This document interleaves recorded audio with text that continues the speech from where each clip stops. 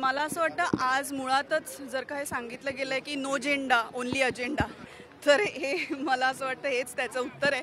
आम्ही इथे मराठीसाठी आलेलो आहोत. आम्ही इथे मराठीचा जो विजय झालेला आहे याच्यासाठी आम्ही तो साजरा करण्यासाठी आलेलो आहोत. मराठी कलावंतांना काय अपेक्षित आहे माहीत नाही. मी माझ्यापुरतं वैयक्तिक बोलू शकते, पण तेच म्हणते की कलावंतांना काय अपेक्षित आहे हा ज्याचा त्याचा प्रश्न आहे. मला एक संपूर्ण महाराष्ट्रामध्ये जी गोष्ट किंवा जे दृश्य बघायला आम्ही आसुसलेलो होतो वर्षानुवर्ष, ते दृश्य आज आम्हाला मंचावरती दिसणार आहे. त्याच्यासाठी स्क्रीन मिळत नाहीत किंवा मराठी सिनेमाच्या संदर्भात अनेक जेव्हा समस्या असतात तेव्हा अनेक कलावंत हे राज ठाकरे यांना भेटायला येतात, हे आम्ही पाहतो. मग जेव्हा मराठीचा विषय असतो, जेव्हा एखादा पक्ष अशा पद्धतीने आवाहन करतो, तेव्हा मग मोठ्या संख्येने कलाकार येताना दिसत का नाही? परत मी म्हटलं की मी माझ्यापुरतं बोलू शकते. मला पण हा प्रश्न पडलाय की असं का होत नाही किंवा अशा पद्धतीने का बघितलं जात नाही. इतर वेळेला जेव्हा मदत लागते तेव्हा शिवतीर्थाचा दरवाजा ठोठावला जातो आणि जेव्हा मराठीचा प्रश्न येतो तेव्हा काय येत नाही. हा दुर्दैवी आहे. हे पण एक कलावंत म्हणून मला पण प्रश्न आहे, पण मी परत स्वतःविषयी बोलू शकते. वैयक्तिक मी आज इथे आली हेच उत्तर आहे. तर त्यामुळे आपण बघतो की अनेकदा राज ठाकरे यांच्यासाठी सिनेमा करणं असेल किंवा मग अनेक विषयांसंदर्भात आपली भेट होत असते. आज उद्धव ठाकरे आणि राज ठाकरे दोघेही एकाच मंचावरती येतात, दोन भाऊ एकत्र येतात.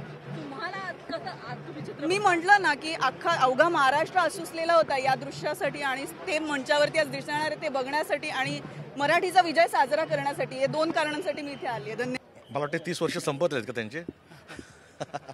बघू असं काय प्रत्येक जण आपापलं मत व्यक्त करत आहे. मला असं वाटतं की मराठी माणसांनी जागा व्हायला हवं, मराठीपणा जपायला हवं. मी असं म्हणतो की आपण हिंदीच्या विरोधात आहोत.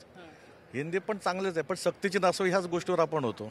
आणि मराठी काय लाज का वाटते तरी इथे येऊन धंदा करते, इथे व्यवसाय करते तुम्ही, तर मराठी बोलायची लाज कसली तुम्हाला? मग अभिमानाने सांगता का 30 वर्ष मी इथे राहतोय.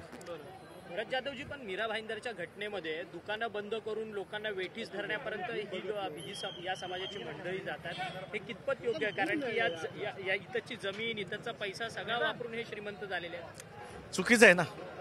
इथेच तुम्ही डेव्हलप करताय, स्वतःचा बिझनेस करताय, तर निदान तुम्ही मराठी माणसांवर राज्य करताय, तर त्यांनाच लांब करताय, तर चुकीची गोष्ट आहे. त्यांनी आणि मी निषेध व्यक्त करतो. बरं सर, या दोन्ही ठाकरेंनी असंच एकत्र राहू का पुढे?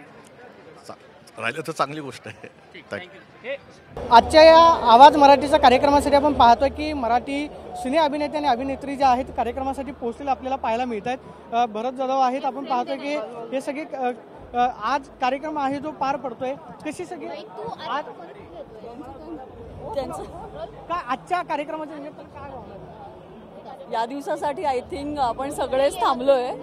सो खूप अपेक्षा आहेत आणि नक्कीच ह्याच्यामुळे महाराष्ट्राचं जे पॉलिटिक्स आहे त्याच्यावर खूप छान प्रभाव पडणार आहे.